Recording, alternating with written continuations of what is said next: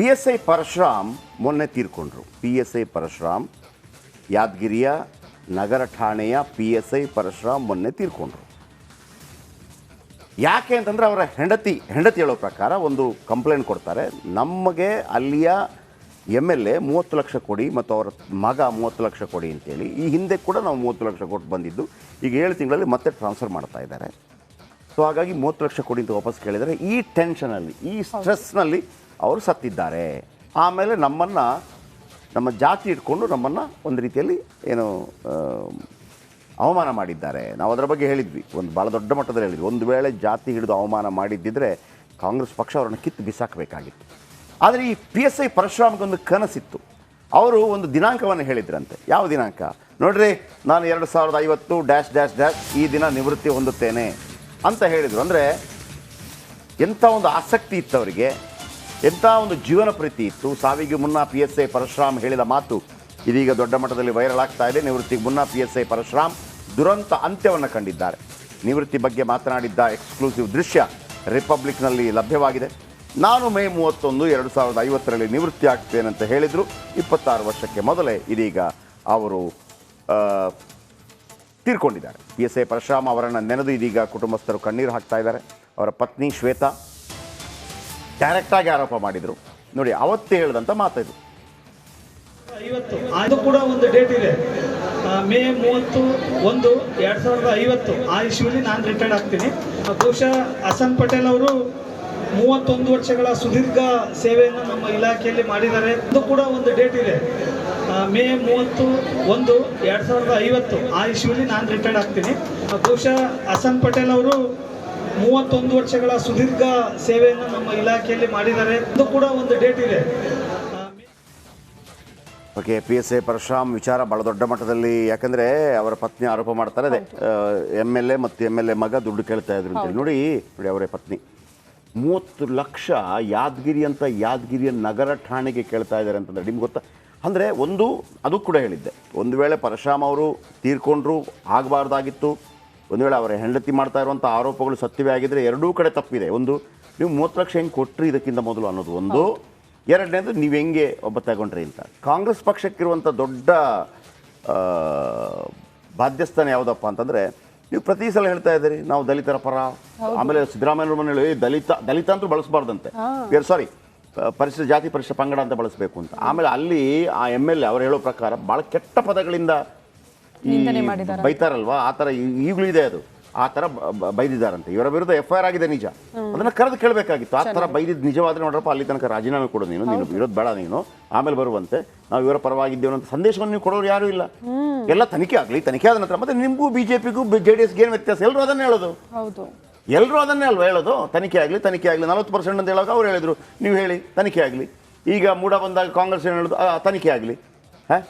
ಈಗ JDS ಮೇಲೆ ಆರೋಪ ಬಂದಾಗ JDSನ ಕುಮಾರಸ್ವಾಮಿ ಏನು ಹೇಳಿದ್ದು, ನಾವು ಏನು ರೋಡಲ್ಲಿದ್ದೀವಿ, ಏನು ಬಿಚ್ಚಿಸ್ತೀರಿ, ಎಲ್ಲ ಆಗಲಿ, ತನಿಖೆ ಆಗಲಿ, ಎಲ್ಲರೂ ಅದನ್ನೇ ಹೇಳೋದು. ಹಾಗಿದ್ರೆ ನೈತಿಕತೆ ಅನ್ನೋದು ಇಲ್ವಾ ಯಾರಿಗೂ ಕೂಡ? ನೋಡಿ, ಇವ್ರಿಗೆ ಹಿಂಗಾಗಿದೆ, ಒಂದು ಆರಂಭಿಕವಾಗಿ ನೋಡುವಾಗ ನಮಗೆ ಅನಿಸ್ತಾ ಇದೆ ಅವಮಾನ ಮಾಡಿದ್ದಾರೆ ಅಂತೇಳಿ, ಹಾಗಾಗಿ ಕ್ರಮ ಕೈಗೊಳ್ತೀವಿ ಅಂತ ಹೇಳೋರು ಯಾರೇ ಇಲ್ಲ. ಇನ್ನು ಮುಂದಿನ ಸುದ್ದಿಯತ್ತ ಗಮನ ಕೊಡೋಣ. ನೈಸರ್ಗಿಕ ವಿಕೋಪವಾಗಿರುವ ಎಕ್ಸ್ಪೋ ಇವತ್ತು 4ನೇ ದಿನ ಯಶಸ್ವಿಯಾಗಿ ಸಾಗ್ತಾ ಇದೆ. ವಾರಾಂತ್ಯದಲ್ಲಿ ಭರ್ಜರಿ ರೆಸ್ಪಾನ್ಸ್ ಕೂಡ ಸಿಕ್ಕಿದೆ. ಇವತ್ತು ಎಕ್ಸ್ಪೋಗೆ ಕೊನೆ ದಿನವಾಗಿದ್ದು, ಒಂದೇ ಸೂರಿನಡಿ ಆಂಟಿಕ್ ಸೋಫಾ ಸೆಟ್ನಿಂದ ಹಿಡಿದು ವೆರೈಟಿ ಫರ್ನಿಚರ್ಸ್ ಕಂಡು ಗ್ರಾಹಕರು ಸಂತಸ ವ್ಯಕ್ತಪಡಿಸಿದ್ದಾರೆ. ಎಕ್ಸ್ಪೋಗೆ ಉಚಿತ ಪ್ರವೇಶ ಮತ್ತು ಪಾರ್ಕಿಂಗ್ ವ್ಯವಸ್ಥೆಯನ್ನು ಕೂಡ ಕಲ್ಪಿಸಲಾಗಿದೆ. ನೀವು ಸಹ ಒಂದ್ಸಾರಿ ಭೇಟಿ ಕೊಡಿ, ನಿಮ್ಮ ಅಂದದ ಮನೆಗೆ ಚಂದದ ಫರ್ನಿಚರ್ಗಳನ್ನು ಖರೀದಿ ಮಾಡಿ.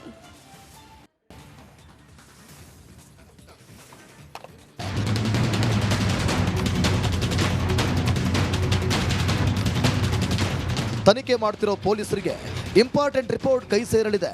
ಇಡೀ ಕೇಸ್ ಟರ್ನ್ ಮಾಡು 6 FSL ರಿಪೋರ್ಟ್ ಖಾಕಿ ಕೈಗೆ ಸಿಗಲಿದ್ದು, ರಿಪಬ್ಲಿಕ್ ಕನ್ನಡದಲ್ಲಿ ಎಕ್ಸ್ಕ್ಲೂಸಿವ್ ಡೀಟೇಲ್ಸ್ ಲಭ್ಯವಾಗಿದೆ. ತನಿಖೆ ವೇಳೆ ಹಲವು ಸ್ಯಾಂಪಲ್ಗಳನ್ನು ಸೀಸ್ ಮಾಡಿದ ಪೊಲೀಸರು ಸಾಕ್ಷ್ಯಗಳನ್ನು FSLಗೆ ರವಾನಿಸಿದೆ. ಕ್ಲಾರಿಫಿಕೇಶನ್ಗಾಗಿ FSLಗೆ ಕಳಿಸಲಾಗಿದೆ. ಯಾವ್ಯಾವ ರಿಪೋರ್ಟ್ ಪೊಲೀಸರ ಕೈ ಸೇರುತ್ತೆ ಅಂತ ನೋಡೋದಾದ್ರೆ,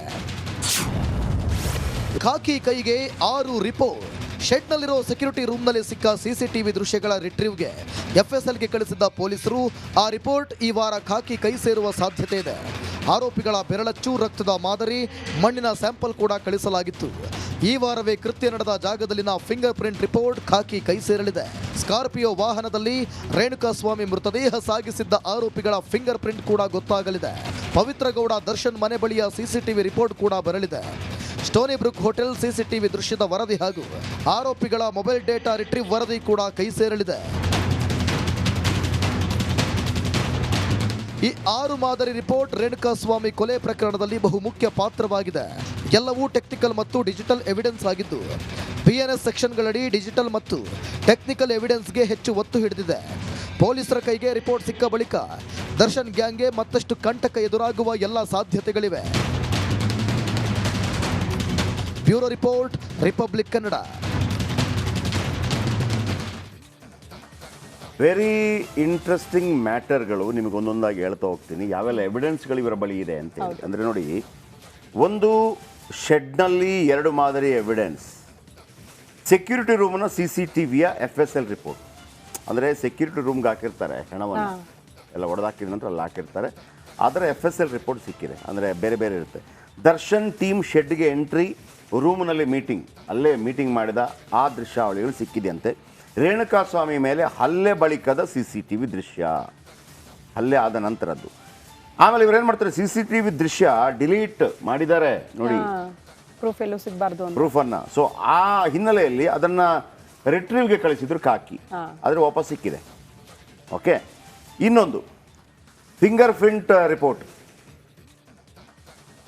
ಫಿಂಗರ್ ಪ್ರಿಂಟು ಘಟನಾ ಸ್ಥಳ ಪರಿಶೀಲನೆ ಮಾಡಿದ್ದ ಟೀಮ್, ಆರೋಪಿಗಳ ಬೆರಳಚ್ಚು, ರಕ್ತದ ಮಾದರಿ ಸಂಗ್ರಹ, ಆಮೇಲೆ ಸೋಕೋ ಟೀಮ್ ವರದಿ ಕೂಡ ಖಾಕಿ ಕೈ ಸೇರಲಿವೆಯಂತೆ. ಆಮೇಲೆ ಸ್ಕಾರ್ಪಿಯೋದಲ್ಲಿ ಫಿಂಗರ್ ಪ್ರಿಂಟ್ ಇದೆ, ಒಂದು ಗಾಡಿ ಇತ್ತಲ್ಲ ಅವ್ರ ಹತ್ರ, ಅದರಲ್ಲಿ ಫಿಂಗರ್ ಪ್ರಿಂಟ್ ಇದೆ. ಸ್ಕಾರ್ಪಿಯೋದಲ್ಲಿ ಶವ ಸಾಗಿಸಿದ್ದ ಆರೋಪಿಗಳು, ಸ್ಕಾರ್ಪಿಯೋದಲ್ಲಿ ಬೆರಳಚ್ಚು ಸ್ಯಾಂಪಲ್ ಪಡೆದಿದ್ದ. ನೀವು ಒಮ್ಮೊಮ್ಮೆ ಅದನ್ನು ತೊಳೆದಿರ್ತಾರೆ, ಆದ್ರೂ ಸಮ್ಟೈಮ್ಸ್ ಏನಾಗುತ್ತೆ ನೋಡಿ, ಈಗ ಇಲ್ಲಿ ಮುಟ್ಟಿರ್ತೀವಿ, ನಿಮ್ಗೇನು ಕಾಣಲ್ಲ ಇಲ್ಲಿ. ಹೌದು, ನಿಮ್ಗೇನು ಈಗ ಇದರಲ್ಲೇನು ಫಿಂಗರ್ ಪ್ರಿಂಟು ಕಾಣಿಸಲ್ಲ. ನಾವೇನು ಅಂದ್ಕೊಂಡಿರ್ತೀವಿ, ಹಿಂಗೆ ಹಿಡಿದ್ರೆ ಫಿಂಗರ್ ಪ್ರಿಂಟಿಂಗ್ ಅಚ್ಚಾದರೆ, ಅಚ್ಚಿ ಬಿದ್ದರೆ, ಈಗ ನಾವು ಒಂದು ಗ್ಲಾಸ್ ಹಿಡಿದಿರ್ತೀವಿ, ಹಿಂಗೆ ಗ್ಲಾಸ್ ಹಿಡಿದಾಗ ನಾವು ಪಿಕ್ಚರೆಲ್ಲ ನೋಡಿರ್ತೀವಲ್ಲ, ಗ್ಲಾಸ್ ಹಿಡಿದಾಗ ಓ ಆ ಕಡೆಯಿಂದ ಕಾಣ್ತಾ ಇದೆ ಫಿಂಗರ್ ಪ್ರಿಂಟು, ಹಾಗಾಗಿ ಹಂಗಲ್ಲ. ನೀವು ಈ ಪೇಪರ್ ಮೇಲೆ ಹಿಂಗೆ ಇಟ್ಕೊಂಡಿದ್ರು ಸಾಕು ನೋಡಿ, ಹಿಂಗೆ ಇಟ್ಕೊಂಡಿದ್ರು, ನಿಮ್ಗೇನು ಕಾಣಲ್ಲ ಇಲ್ಲಿ. ಬಟ್ ಅದಕ್ಕೊಂದು ಸ್ಪ್ರೇ ಹೊಡಿತಾರೆ, ಸ್ಪ್ರೇ ಹೊಡೆದಾಗ ಅಚ್ಚು ಕಾಣುತ್ತೆ, ಅಷ್ಟೇ ಅದರಲ್ಲಿರೋದು. ಆಯಿತಾ? ಹಾಗಾಗಿ ಸ್ಕಾರ್ಪಿಯೋದಲ್ಲಿ ಫಿಂಗರ್ ಪ್ರಿಂಟು. ಆಮೇಲೆ ದರ್ಶನ್ ಪವಿತ್ರ ಮನೆಯ CCTV ರಿಪೋರ್ಟ್, ಕೊಲೆ ನಡೆದ ಮೊದಲು ಹಾಗೂ ನಂತರದ ದಿನಗಳ ಫುಟೇಜ್. ಕೊಲೆ ನಡೆದ ನೋಡಿ, ದರ್ಶನ್ ಮತ್ತು ಪವಿತ್ರ ಮನೆ, ದರ್ಶನ್ ಪವಿತ್ರ ಮನೆ ಅಲ್ಲಿ ಅವರು CCTV ಫುಟೇಜ್ ಇರುತ್ತೆ, ಅದವ್ರು ಕೊಡಲೇಬೇಕಾಗತ್ತೆ. ನೀವು ಈಗ ಇಲ್ಲಿ ರಿಕ್ರಿಯೇಟ್ ಮಾಡಿದ್ರು ಗೊತ್ತಾ, ರಿಕ್ರಿಯೇಟ್ ಮಾಡಿದಾಗ ಅವನು ಹೇಳ್ತಾ ಇದ್ದ ಹುಡುಗ, ಅವರ ಹಾವಭಾವಗಳು ಯಾವ ರೀತಿ ಇತ್ತು, ಹೇಗಿತ್ತು ಅಂತೇಳಿ ಇಲ್ಲೂ ಕೂಡ ಗೊತ್ತಾಗುತ್ತೆ. ಕೊಲೆ ಮುನ್ನಾ ದಿನ ಅವ ಬಂದಾಗ ಮುಖದಲ್ಲಿ ಬೆವರಿತ್ತು, ಬೆವರಿರಲಿಲ್ಲ, ಹೊಡೆದು